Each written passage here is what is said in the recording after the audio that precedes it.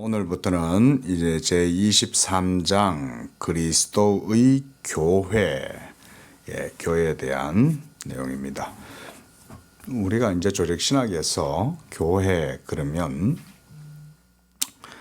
교회의 보편성, 또 교회의 통일성, 사도성, 거룩성, 이런 이제 내용들 기본적으로 조직신학에서 그래 이제 교회론 이렇게 하면 그런 내용들을 다루는데 바빙크가 말하자면 그런 내용들을 이제 설명해 주는 그런 것이라고 하겠습니다. 일단 바빙크의 논의는 우리가 이제 익히 이제 좀 익숙하겠지만 아주 다이나믹해요. 그러니까 역동적이에요. 그래서 어떤 하나의 교리 주제에 쏠려서 거기에만 경도가 된다든지 이런 게 없어요. 전체가 고루고루 모든 교리가 균형이 되어져 있고 또 그 의미론적인 그런 얼개, 그런 모든 연관관계가 다 얼개를 이루고 있기 때문에 바밍크 사상에 있어서 어떤 하나의 교리에 어떤 끈이 떨어지면 그것으로 인해서 전체의 균형이 깨질 수 있는 그런 오밀조밀한 체계를 가지고 있는 거죠. 기본적으로 우리가 교의학이라고 할 때 그것을 도그마틱 디올로지라고 해도 또 다른 한편으로는 시스테믹 디올로지라고도 그러거든요. 그러니까 그걸 조직신학이라고 그러는 거죠. 여기서 말하는 시스테믹이란 조직의 무서움 그런 거 아니고 교리가 전체가 교의적 체계, 모든 개념들이 의미론적인 연관관계가 있다. 모든 교리의 주제들은 의미, 가치에 있어서 다 연결고리가 얼개처럼 연결되어져 있어요. 그래서 어느 하나가 만약에 무시되거나 약화된다. 그러면 건강하지 못한 거죠. 그렇게 생각하시면 됩니다. 그리고 추가적으로 우리가 도그마 이러면 교의라고 그러거든요. 그런데 그런 교의는 기본적으로 인간이 구성하거나 인간에 의해서 형성된 거 아닙니다. 기본적으로 자, 교회론 하기에 앞서 제가 한번 이런 얘기를 좀 드려보는 거예요. 우리가 교의다 이러면 도구마라 그래요. 그러면 이런 도구마는 어디서 나오냐면 성경의 계시에서 나옵니다. 그러니까 교의의 기초 또 근원, 우리가 근원이라 합시다. 이런 근원은 어디서 나오냐? 바로 성경의 계시, 기록된 계시입니다. 성경에 기록된 이 계시에서 바로 도구마가 거기서 나와요. 자, 성경에 기록된 계시의 말씀에서 우리가 도구마를 거기서 이제 연역해낸다든지 또는 귀납적으로 추론한다든지 이렇게 하더라도 크게 상관없어요. 연역이든 귀납이든 간에 어쨌든 간에 성경에서 다 그 다양한 방식 속에서 성경에서 나오는 거예요. 자, 그러면 성경이 어떻게 해야 될까요? 성경이 완전해야 되겠죠, 그죠? 성경이 왜냐하면 모든 도구마가 성경에서 나온다면 성경도 원천으로서 권위가 있어야 될 거 아니에요. 어떤 정합성, 어센틱한 그런 어떤 분명한 정합성이 있어야 거기서 나온 교의도 권위가 있죠. 또 근거가 있고 또 객관적이고 그렇게 되겠죠. 그렇죠? 그러니까 성경의 기록된 계시의 권위뿐 아니라 그 안에는 내용들이 있는 거예요. 그런데 우리가 성경을 보통 우리가 성도들이 읽어보면 그 자체를 읽으면 그 속에 웬만큼 신학적으로 훈련되지 않은 분들은 그냥 성경 읽으면 성경 속에 그냥 사건과 이야기 뭐 이런 정도죠, 그죠? 쭉 성경을 읽으면 뭐 아브라함이 나오고 모세가 나오고 노아가 나오고 뭐 에녹도 나오고 뭐 이러면서 쭉 뭐 다윗 왕 이야기, 뭐 다윗과 요나단 이야기, 뭐 요셉이 뭐 감옥에 갇혔다가 뭐 국무총리가 되었다 뭐 이런 얘기들이 있잖아요. 뭐 그뿐 아니라 또 시편도 있고 역사서도 있고 또 예언서도 있고 뭐 다양한 형식의 그런 이제 내용들이 있죠. 그런 것들을 이렇게 보면서 뭐 예수님이 뭐 오병이어의 그런 역사를 기적을 일으키셨다, 죽은 자를 일으키셨다, 또 바리새인들과 율법사들과 또 예수님이 뭐 논쟁하셨다, 뭐 이런 여러 가지 또 사도 바울의 이야기나 또 서신서들, 사도들의 서신서. 이런 것들을 우리가 이제 보면 그 속에서 어떤 교의라고 하는 개념을 뽑아낸다는 건 어떻게 보면 쉽지는 않겠죠, 그렇죠? 어떻게 보면 전문적으로 하나님의 영에 붙들림 바되고 하나님의 말씀, 로고스에 훈련된 그런 이제 영적인 또 지적으로 훈련된 사람들이 아니면 사실 쉽지 않아요. 근데 하나님은 자기 교회를 위해서 이제 이런 교의를 하나님께서 이제 교의 신학자들, 디올로지션들을 통해 가지고 이제 이런 교의들을 발전시켜 나가시는 거예요. 근데 그런 교의가 어디서 나왔다는 거예요? 성경에서 나왔다는 거예요. 성경에서. 이게 이제 중요한 거예요. 성경은 그러니까 그 속에 하나님의 계시의 말씀을 담재하고 있는데 그 속에 있는 계시의 말씀을 우리가 이제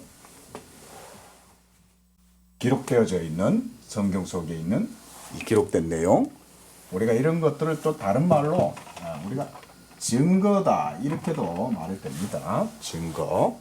그러니까 성경 안에 기록되어져 있는 그 계시들이 증거, 그 계시의 증거들을 우리가 받아들이고 또 받아들일 때 그 의미를 이제 인터프리테이션을 해야 되죠. 해석을 해야 되잖아요. 그러면 그걸 받아들인다, 수납한다, 또 그걸 해석한다 라고 할 때 그거는 어떻게 하겠어요?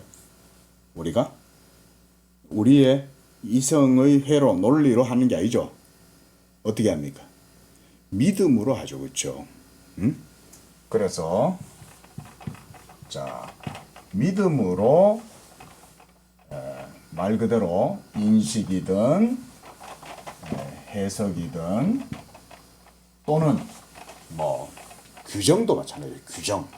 우리가 규정하는 것도 믿음으로 하는 겁니다.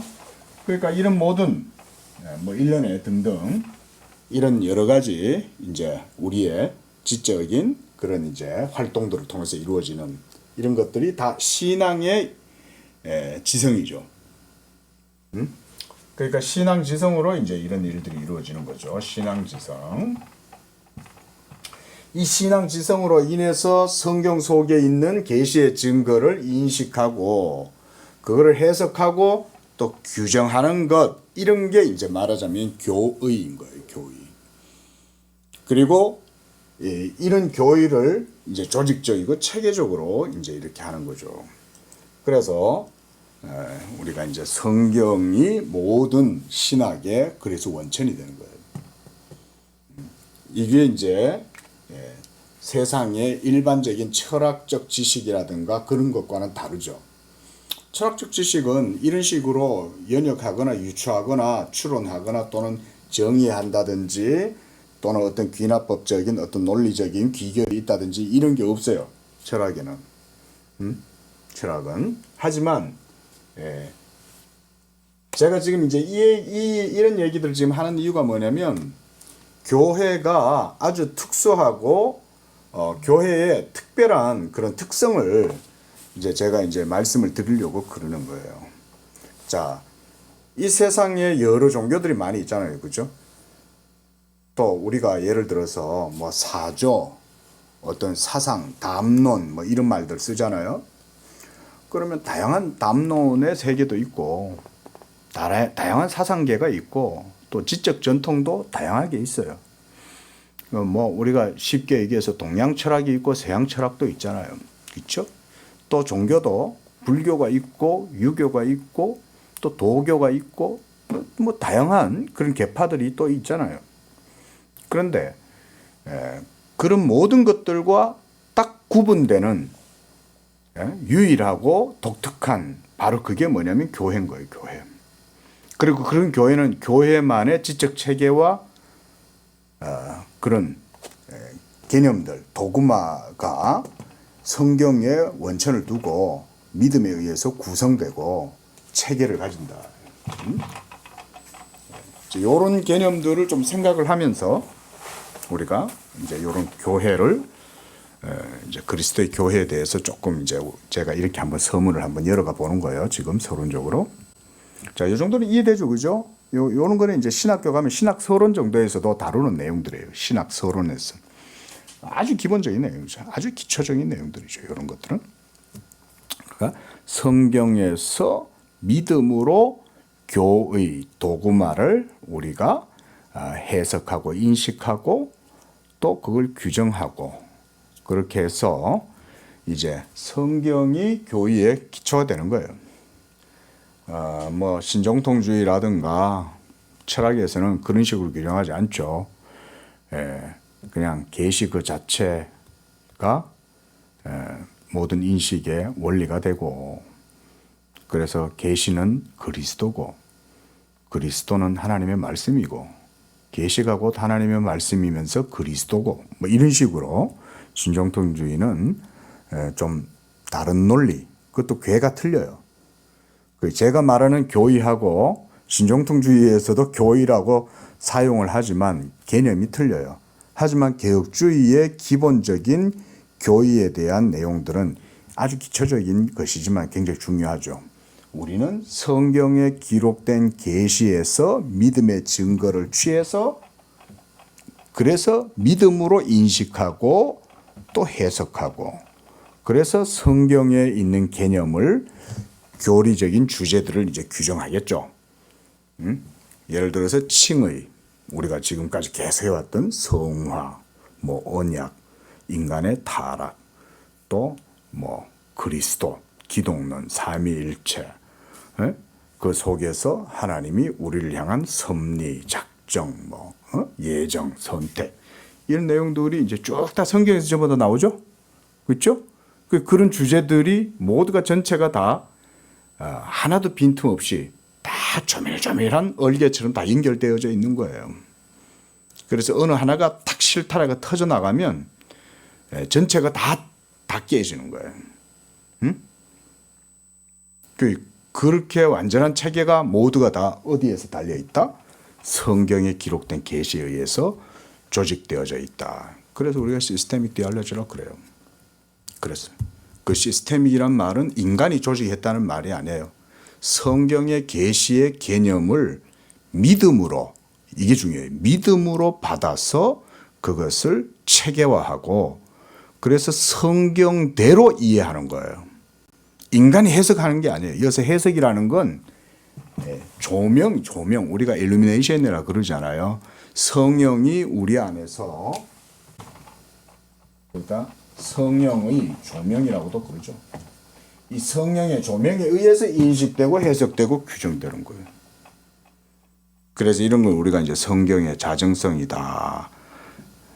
뭐 셀프 에비던스다. 뭐 이렇게도 이제 얘기도 하고 뭐 어센티다. 이렇게도 얘기도 하겠지만 어쨌든 성령이 우리 안에서 믿음을 일으켜서 신앙의 지성으로 성경을 이해하는 거예요. 그래서 그 성경의 내용들을 체계적으로 교의적으로 이제 학문적 틀 형성하는 거죠. 지금 우리가 하고 있는 이 바빙크의 책이 바로 전체가 그렇게 믿음으로 구성된 책인 거예요. 믿음으로.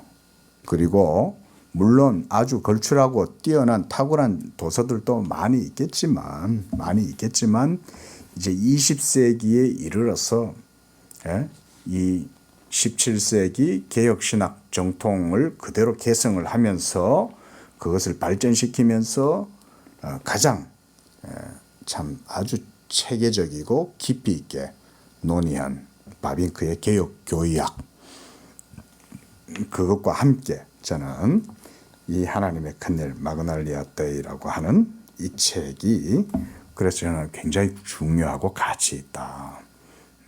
그리고 이런 책에 있는 모든 주제들, 지금 우리가 오늘 23과죠. 이제 24가 이제 영생까지 있는데 이 모든 내용들은 모두가 다 성경의 기록된 계시에 대한 믿음의 증거를 통해서 이루어진 책이에요. 그래서 좀 달리 또 말해보면 이렇게도 말할 수 있어요. 이런 것들은 결국 바빙크의 신앙 고백이라고도 할 수 있어요. 이제 물론 바빙크의 글이기 때문에 어떤 학문적인 여러 가지 조건이나 재료가 될 수도 있겠지만 기본적으로 논조는 신앙 고백이죠. 모두가 다 어디서 나왔기 때문에 이성에서 나온 게 아니라 성경에서 나왔잖아요. 그러면 성경에서 나왔다는 말은 성경 속에 있는 계시의 증거를 믿음으로 취해서 그 믿음으로 인식하고 해석하고 규정했으니까 다 이것은 고백이죠. 그렇죠? 이성이 아니잖아요. 우리가 믿습니다. 예? 우리 그래도 이럴 때 그거는 나는 믿습니다 이 말이거든요. 사도신경도 그래서 우리가 믿습니다 이렇게 말하죠. 자, 이런 내용들. 자, 이제 그러니까 교회라는 주제도 전체 교회 체계. 자, 이 체계 속에 다양한 주제들이 있죠. 여러 많은 주제들이 있는 거예요. 그런데 이런 모든 다양한 주제들을 바빙크 같은 신학자들은 어떻게 할까요?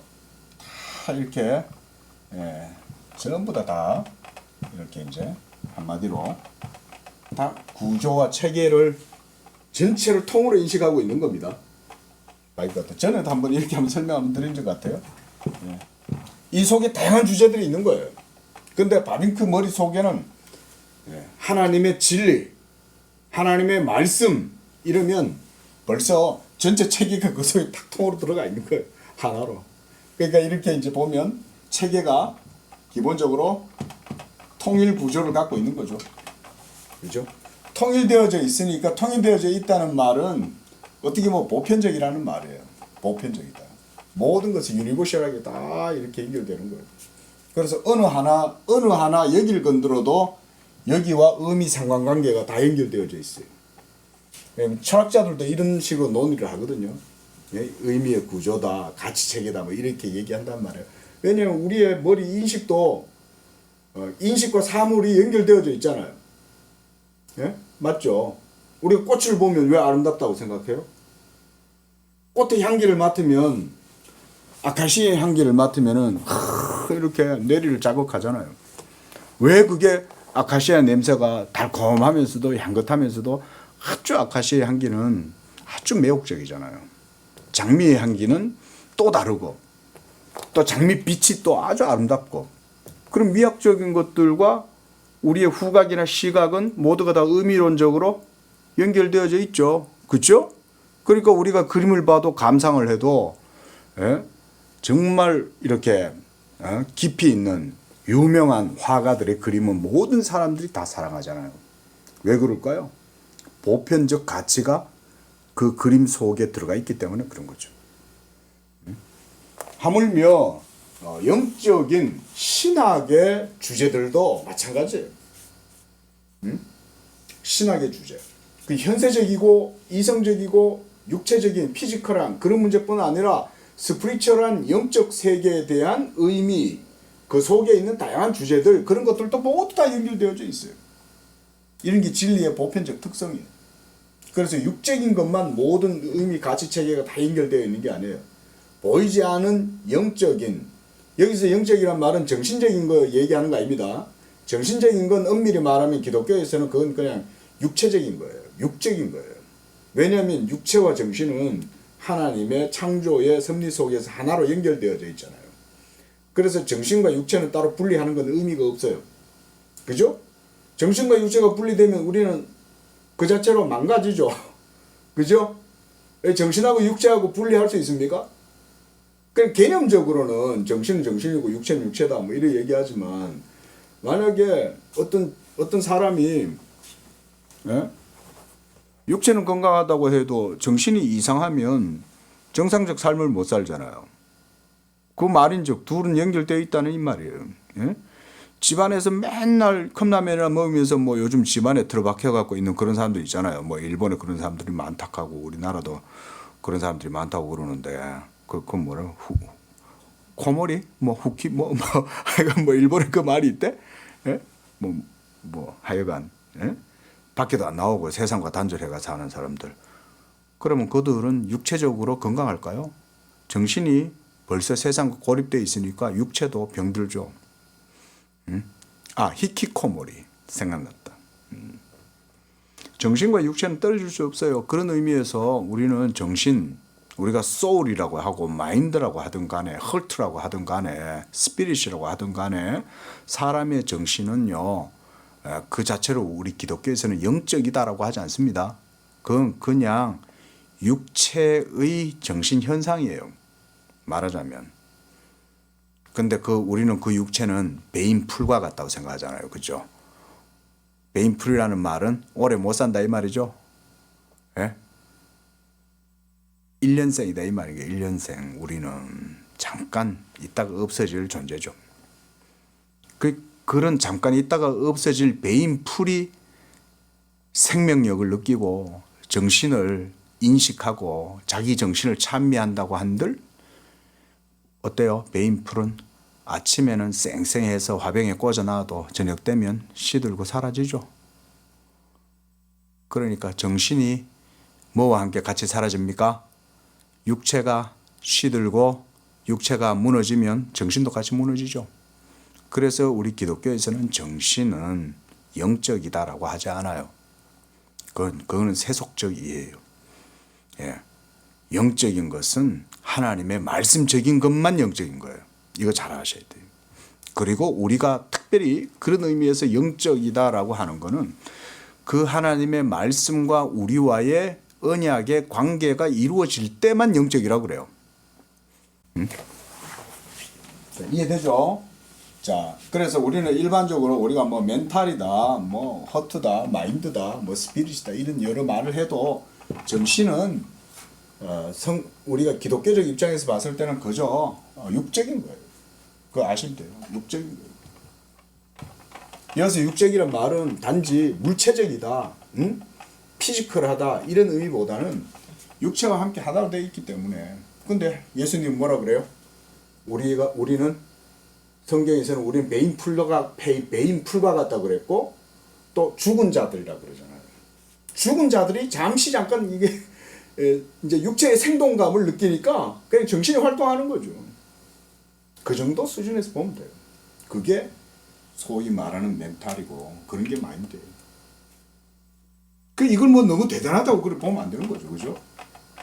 이걸 마치 무슨 그러니까 너무 대단하다고 보면 안 돼요. 그러니까 신학을 정확하게 하면 이런 개념을 정확하게 이제 구별할 수 있는 거예요. 그러면 영적이라는 거는 뭐냐? 영적이라는 건 이 모든 내용들은 그래 따지면 다 영적인 의미, 가치, 체계인 거예요. 제가 뭐 체계, 의미 뭐 이런 얘기하니까 좀 그런데 예. 의미론적 체계다. 철학에서도 이런 말 많이 씁니다. 또는 의미론적 체계니까 의미 속엔 또 가치가 같이 있죠. 그렇죠? 가치가 없는데 무슨 의미가 있어? 우리가 이렇게 말할 수 있잖아요. 그 가치가 있으니까 의미가 있지. 얘가 무슨 가치야?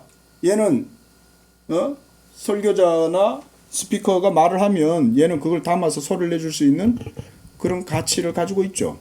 그런 의미에서 얘는 의미가 있죠. 여기에 있어야 될 의미가 있는 거죠. 그런데 신학의 각각의 우리가 모든 주제들도 마찬가지로 이렇게 다 연결되어져 있어요.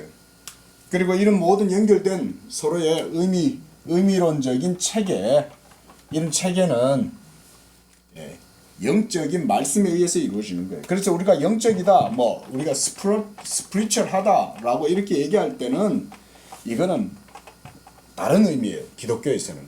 말씀적인 것이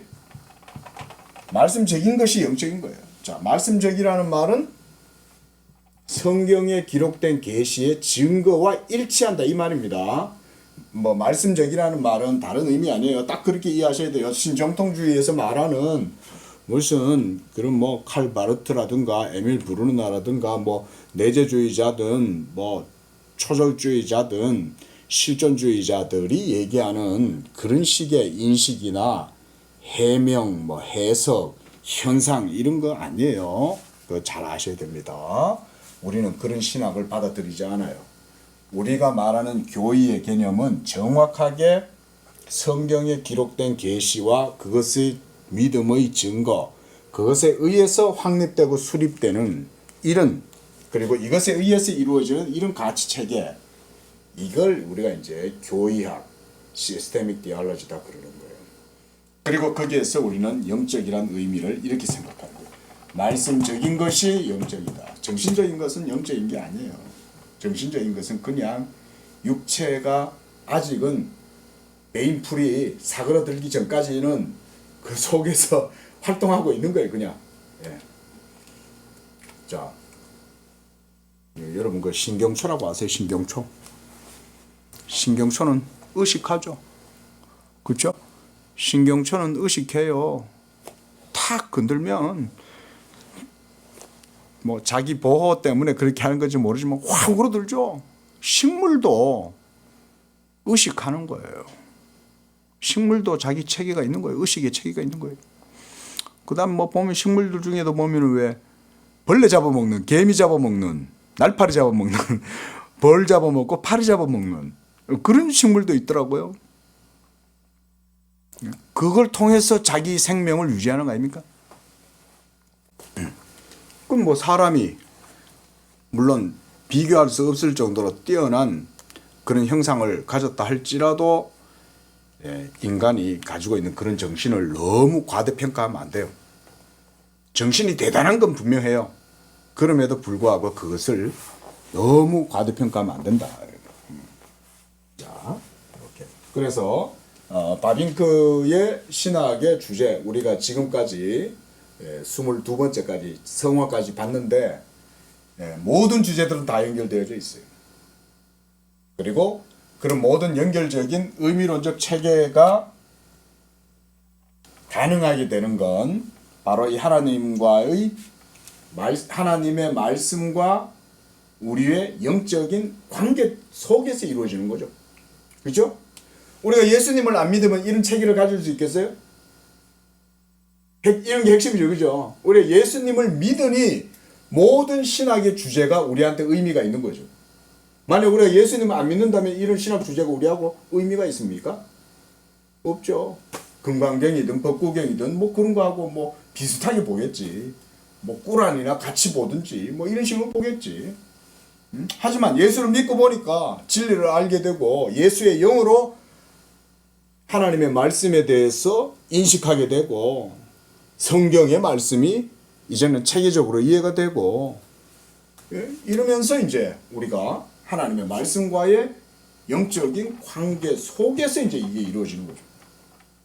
이런 거가 이제 바빙크 신학의 기본적인 이런 형태인 거죠. 우리가 이제 지금까지 이렇게 해왔으니까 이제 이 정도 얘기들은 우리가 해볼 수 있는 거죠. 그러니까 예를 들어서 기독론의 가장 중요한 것은 그 중보자의 위격, 그리스도의 인격 교리죠, 그렇죠? 우리가 그 대표적으로 그래서 그리스도의 인격은 신성과 인성이 중보자의 인격 가운데 하나로 연합되어져 있다. 우리가 예를 들어서 이제 그런 교리가 전체 의미론적 상관관계 속에 맥락을 형성하고 있죠. 그런데 신성을 부정하든 인성을 부정하든 둘 중에 하나가 부정되든가 아니면 신성과 인성의 관계가 성경적으로 교리적으로 바르게 이해되지 않는다면 가령 예를 들어서 신성과 인성이 혼합된다든지 또는 구분된다든지 이렇게 돼버리면 전체가 다 무너져 버리는 거예요. 체계가. 놀랍죠. 또 삼위일체도 마찬가지죠. 삼위일체도. 삼위일체도 우리가 정통 삼위일체 교리가 하나님의 한 에센스에 그 안에 삼위, 바로 이 히포스타시스가 또 그 속에 있죠. 그래서 이 위격들이 삼위고, 그러나 three persons일지라도 그 three persons는 세 분이 아니라 삼위로 그렇게 계시면서 또한 이들 모두가 다 동일 본질이다. 콘스브스탄티아. 그래서 동일 본질로 호모우시아, 호모우시오스 이렇게 해가지고 이제 모든 것들이 다 동일 본질이다. 그러면 그게 깨지면 어떻게 되겠어요? 동일 본질이라고 하는 이 교리가 깨지면 또 전체 다 깨져버려요. 이런 것들이. 자, 그래서 모든 신학의 중심 속에 하나님의 존재와 하나님의 인격, 그 다음 이 전체 모든 의미론적 상관관계를 연결지어지는 것들은 그 같이 말하자면 얼개, 그렇죠? 모든 연결고리들이 다 이렇게 연결고리들이 다 연결되어져 있다 이거죠. 그러면 거기에서도 그리스도에 대한 모든 의미론적 가치체계가 채워져 있는 거죠. 이런 게 이제 말하자면 이제 교의와 조직신학적인 체계다. 이렇게 얘기를 하시면 되는 거예요. 뭐 제가 설명을 드렸는데 또 이해하시는 분들이 잘 이해를 하셔야 되겠죠. 자, 주어진 시간에서 우리 일단 한번 좀 일단 바빙크 글쓰기의 특징은 앞에서 일단 두루두루 이렇게 수 이야기를 하면서 점차 이렇게 이제 깊이 있게 들어가는 그런 식의 이제 논법인 것 같아요.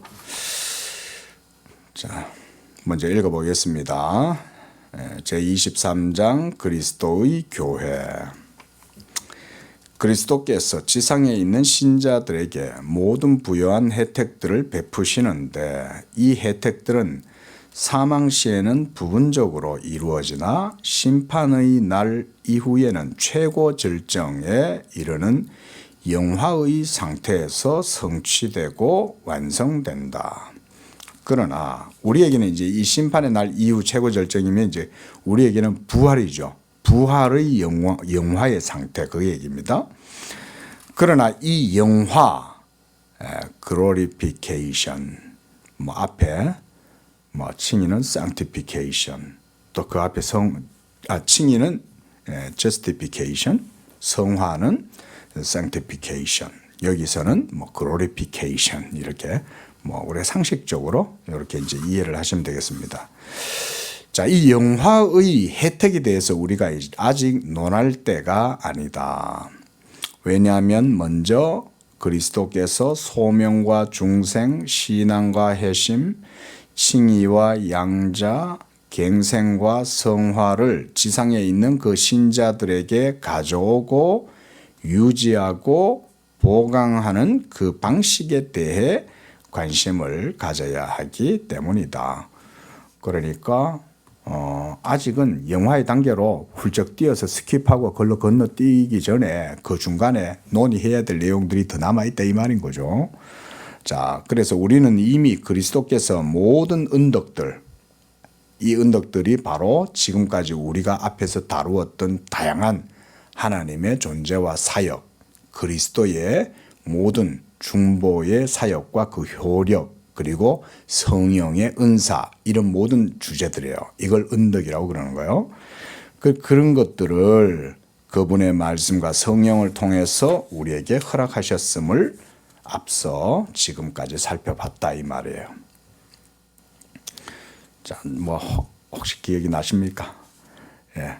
최고선, 그죠? 1장에, 그 다음 2장에 이제 일반 계시, 3장에서 일반 계시의 가치, 또 특별 계시, 특별 계시의 가치, 또 성경, 또 삼위일체, 이러면서 쭉 이제 은혜, 언약, 또 그리스도의 사역, 이러면서 쭉 우리 봤죠. 또 성령의 은사에 대해서도 봤고, 또 그러면서 또 칭의에 대해서도 봤고, 성화에 대해서도 보고, 이런 다양한 주제들을 우리가 지금까지 봤어요. 그리스도의 비하의 사역, 그렇죠? 낮아지심의 사역과 승기의 사역에 대해서도 살펴봤습니다. 그런 모든 주제들, 그런 것들이 모두 다 이렇게 다 통일된 구조 속에서 다 이해가 되고 있는 거예요. 그 바빙크는 이제 이런 걸 염두에 두고 하나하나 글을 써내려가고 있는 거예요. 그러니까 전체가 유기적이고 역동적으로 다 연결되어져 있어요. 이 의미론적 가치 체계가. 그렇죠? 이제는 그분이 모든 신자들을 함께 결속시키는 공동체에서도 이 은덕들을 역시 허락하신다는 사실을 알아보아야 한다. 자, 이 무슨 얘기입니까? 여기서 공동체는 뭘까요? 교회 얘기죠, 교회. 예. 그러니까 누누이 말씀드리지만 구원은 개인도 구원을 받는 거지만 그리스도의 몸, 그리스도 전체 하나의 교회가 구원받는 거예요. 그렇겠죠? 내가 그 교회에 소속 안 되면 큰일 나요. 예? 그래서 우리가 교회밖에 구원은 없다라고 얘기할 때는 하나의 보편 교회 이걸 얘기하는 거예요. 이걸 카톨릭 처치죠. 그렇죠? 하나의 교회인 거예요. 하나의 교회. 그래서 교회의 이런 교리의 모든 주제들을 통해서 신령한 영적 은덕들을 하나님은 베푸신다. 이 굉장히 중요한 개념이죠. 자, 우리가 구원을 받아요. 그런데 내가 그리스도의 머리와 연결이 안 되어 있다면 구원 못 받죠. 그리스도 머리 대신 그리스도와 내가 연결되어져 있어야 되잖아요. 근데 그리스도의 머리에 내가 연결되어져 있다고 할 때 팔만 머리와 연결되어 있는 건 아니잖아요. 전체 몸이 유기체적인 이런 몸을 형성하고 있잖아요. 그 속에서 각각 다양한 지체들이 있는 거죠. 자, 그렇게 이해를 해야 되겠죠. 그리스도의 은덕들을 개별적인 개인들 혹은 소규모의 개인들에게 분배하지 않고 다만 큰 무리, 이게 바로 하나의 그리스도의 교회, 몸, 통일된 그리스도의 하나의 몸, 보편교회. 그래서 우리가 카톨릭 처치라고 그래요. 그러니까 엄밀히 말하면 저 로마 교회가 자기들이 카톨릭이라고 그러는데 그게 그 카톨릭이 아니에요. 그건 자기들이 그냥 하는 말인 거고, 진짜 카톨릭은 예수 그리스도를 주로 고백하는 그리스도의 몸된 모든 지체들, 창세로부터 지금까지 하나의 교회, 이걸 우리가 카톨릭 처치라고 그래요. 그러니까 사실은 예수님을 바르게 믿는 개신교회가 카톨릭 처치예요, 원래. 예? 그게 이제 공교회다 이 말인 거예요. 자, 그래서 창세전에 성부에 의해 그리스도 안에서 선택받은 새 인류 전체에게 이것을 이제 분배, 머리에서부터 전체가 다 이렇게 이제 디스트리뷰션 되는 거죠. 나뉘어지는 거예요. 다. 예? 모든 것들이 다. 물을 먹고 싶으면 입이 목마르다. 그러면 손이 가죠. 손이 가서 물을 잡고 와가지고 이렇게 먹잖아요. 예?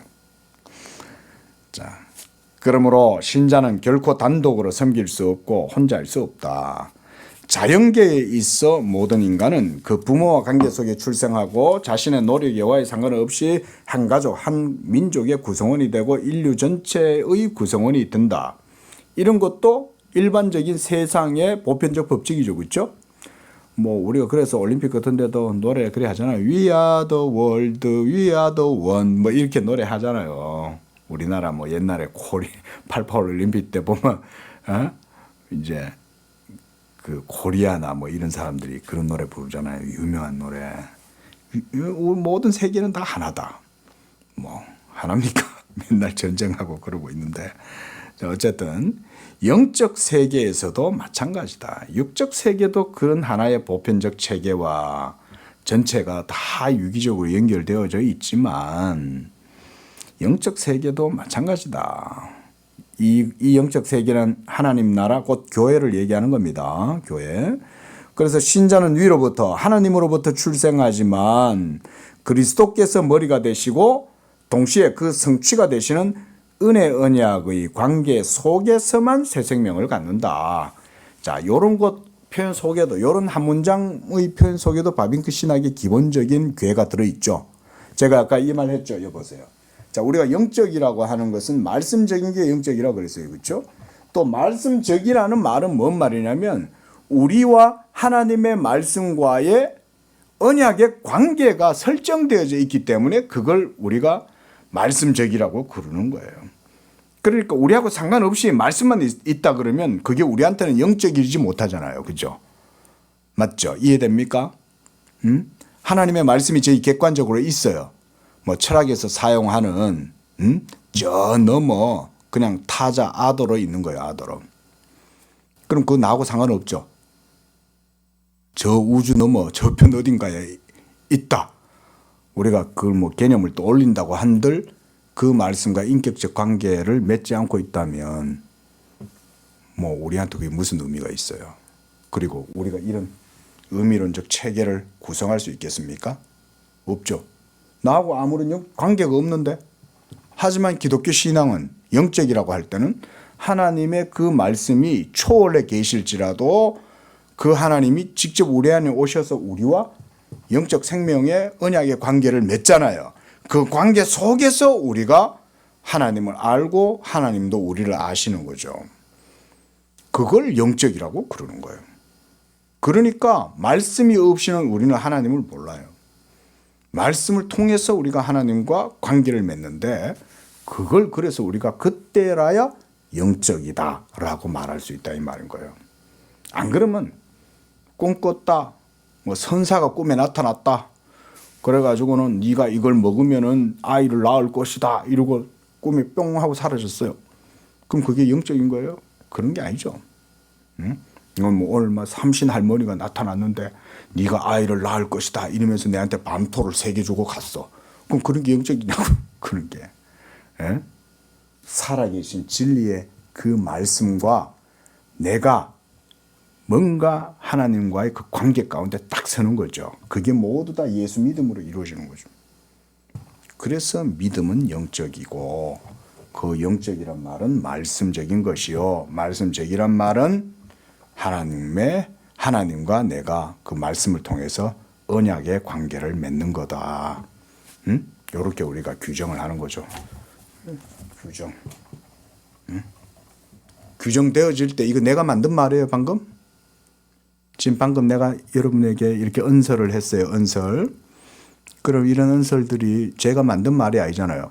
모두 다 성경 속에 있는 내용이죠. 그런 게 교회예요. 자, 그래서 만약 이 중생을 통해 하나님이 신자들의 아버지가 되신다면 여기서 이제 아버지가 되시잖아요. 관계잖아요. 그렇죠? 하나님은 천지 만물의 창조주시여 전능자시여 우리가 이렇게 하나님 그렇게만 부르시진 않죠. 천지 만물을 창조하신 하나님 아버지 우리가 이렇게 말하죠. 하나님은 우리의 아버지가 되시는 거예요. 관계를 맺는 거예요. 관계. 근데 그 아버지 되심이 예수의 영을 통해서 우리가 하나님을 아바 아버지라 부르죠. 벌써 이런 게 전부 다 관계잖아요. 관계. 영적. 이게 이제 언약이에요. 그런 게. 그리고 교회는 신자들의 어머니가 된다. 자, 이런 건 유명한 교부의 말이죠. 자, 그래서 그리스도의 교회에 의해 파송받은 신자들의 선교를 통하지 않고서 이방 세계에 절대로 신자나 신자의 모임이 존재할 수 없다. 자, 이제 교회를 이렇게 이제 논의를 하는 겁니다. 그래서 이 중생의 첫 순간부터 신자는 자신의 의지와 자신의 행위와는 관계없이 전체 무리와 연합하여 풍성한 교제 속으로 인도받으며 또한 새민족의 일원과 영적 왕국의 시민이 되고 그들의 왕은 많은 백성들 속에서 영광을 받게 된다. 그들의 왕 누구예요? 예수님을 얘기하는 거죠. 예수님은 새 창조와 새 나라와 새 질서와 새 백성들 가운데 왕이에요. 예수님이. 자, 이런 것들이 모두 영적인 표현들이죠. 자, 이 다음 문단, 이 공동체는 모든 개별적인 신자들을 강력하게 하나가 되게 결속한다 이 말, 유니트를 만든다 이 말이에요. 하나가 되게 붙들어준다. 이 공동체가. 이게 바로 성령의 하나 되게 하신 것을 힘써 지키라고 할 때 그 하나의 몸이죠. 이 몸을 세우는 거예요. 예. 자, 이제 우리가 이제 오늘은 조금 가볍게 시작을 하고요. 제가 이제 좀 자주 강조하는 것 가운데 제가 이제 목회 사역자가 되고 이제 교회 진리를 또 성도들하고 또 나누고 이렇게 하면서 보니까요. 칭의론을 모르거나 성화론을 모르거나 기독론을 모르고 삼일체를 모르고 그런 것보다 더 중요한 게 뭐냐면 교회론이에요. 현대 그리스도인들이 이 교회론을 몰라요. 자, 말씀드렸듯이 모든 교리의 신앙의 주제들은 다 서로 어떻게 돼 있어요? 모두 연결되어져 있죠. 그런데 이 모든 연결의 얼개들은 교회론 안에서 모든 것들이 다 하나로 될 수 있어요. 근데 예를 들어서 요새 사람들이 보면은 교회를 커뮤니티 교회, 대형 교회 이런 데 익숙해져 있잖아요. 그러다 보니까 공동체 생활을 잘 안 하죠. 신앙 안 잘합니다. 제가 이걸 많이 강조하거든요. 이걸 튼튼하게 이해를 하고 이런 것을 아는 지식을 가졌다는 말은 그 사람은 믿음이 깊다는 얘기거든요. 이 믿음이 깊은 사람은 이걸 아는데 이런 모든 알면 교회의 하나됨 속에서 온전케 되는 거예요. 이 굉장히 중요한 겁니다. 그래서 기독교의 진리는 말 그대로 실천적이죠. 그렇죠? 우리가 진리라는 말 속에서 이론과 실천 이런 거 구별해낸다는 것 자체가 무색하죠. 그게 의미 있습니까? 하나님의 말씀에 대한 신학에서 이론과 실천을 구별해낼 수 있습니까? 불가능하죠. 그죠? 말씀 그 자체가 실천이고 말씀 그 자체가 말 그대로 라치오, 리전. 말씀 그 자체가 지식이에요. 노티티아예요. 그 자체는 살아있는 거예요. 거기서 어떻게 이론과 실천을 논리적으로 구별해내요? 못해요. 다른 철학이나 이런 것에서는 그런 개념이 가능할런지 몰라도 기독교에 있어서 진리는 그게 불가능해요. 그럼 구원도 마찬가지예요. 교회에서 우리 개인의 경건과 개인의 구원과 삶과 구별될 떨어질 수 있냐? 절대 안 돼요. 절대 안 됩니다. 그래서 이 교회론이 사실은 제가 우리 교회에서도 예전에 한번 교회론 강의를 한번 했었어요. 근데 그때도 제가 그런 강조를 많이 했는데 교회론은 결코 우리의 구원과 삶과 분리되는 이원론적 체계를 가질 수가 없다. 만약 이원론적으로 그런 양상이 드러난다 그러면 그 벌써 병든 거예요. 그리고 말하자면 성화나 회심에 있어서도 교회와 붙어 있지 않으면 이루어질 수 없어요. 이걸 잘 알아야 돼요. 한마디로 구원의 젖줄은 교회의 머리가 되신 그 그리스도로부터 모든 자양분이 이 세상에 있는 눈에 보이는 가시적, 우리가 이런 거 이제 가시적 교회다, 비지불한 교회다 이렇게 말하거든요. 물론 이제 비가시적 교회도 있죠. 이걸 무형 교회라 그러고 유형 교회라 그러죠. 그런데 지금 우리는 유형 교회에 소속되어져 있잖아요. 그러나 우리 속에는 유형 교회, 무형 교회가 있어요. 그 무형 교회가 있지만 그리스도의 머리와 몸이 연결되어져 있지 않으면 여기서 아까 은덕들을 우리가 이제 분배한다 이렇게 이제 얘기해 놨잖아요. 그 분배 받으려면 그리스도의 몸에 붙어 있어야 돼요. 이런 게 오늘날 너무 심각한 거예요. 특히 커뮤니티 교회 이런 거 있잖아요. 저도 예전에 대형 교회 조금 이제 다녀봤거든요. 평신도로 사역자가 아닐 때 대형 교회 같은 데 있어봤는데 성도들 신앙 안 자라요. 다 개인주의에 물들어 있고 교회 와서도 세상에서 가지고 있던 자존심, 자아, 덩어리 그대로 들고 와요. 교회 안에도. 이 교회의 주인이 예수님이라는 생각을 못해요. 그런 고백이 없어요. 그러니까 그냥 커뮤니티 교회, 그러니까 사람들이 모여있고 연예인도 다니고 그 가면 막 대학교 총장님도 다니고 무슨 뭐 대법원 판사도 다니고 뭐 이러니까 그런 교회 다니면서 막 이렇게 지 목만 막 뻣뻣해가지고 그러고 다니는 거예요. 그냥 큰 교회. 그래서 무슨 영적 은사를 하나님과 이런 관계를 누릴 수 있겠어요? 이런 진리는 없고 뭐가 있냐. 그러니까 그거 대신 그런 커뮤니티 교회가 그들에게 제공해 주는 그게 뭔지 아세요, 여러분? 비슷한 세미 스피리추얼한 것들, 그런 것들을 그들에게 대안을 제시를 해줘요. 그 세미에 속해 있는 것들이 어떤 걸까요? 다양한 프로그램이에요. 다양한 프로그램. 말씀은 없고 하나의 어떤 전체 조직체. 사람이 모여 있으니까 조직체가 된 거지. 그 조직체를 운영하는데 필요한 여러 컨텐츠들, 이런 것들이 이걸 대신하고 있는 거예요. 무슨 학교, 무슨 무슨 성령, 무슨 뭐 행사, 그런 걸 하는 거죠. 여러분, 그런 게 있어야 교회가 됩니까? 그러면 그런 거 못하는 작은 교회는 교회도 아니네? 그죠? 그런 거 못하는 교회는 그러면 뭐 성령도 없고 그리스도가 머리가 아니에요? 어때요? 문제가 벌써 생기죠. 신학적으로 큰 문제가 생기는 거죠, 벌써.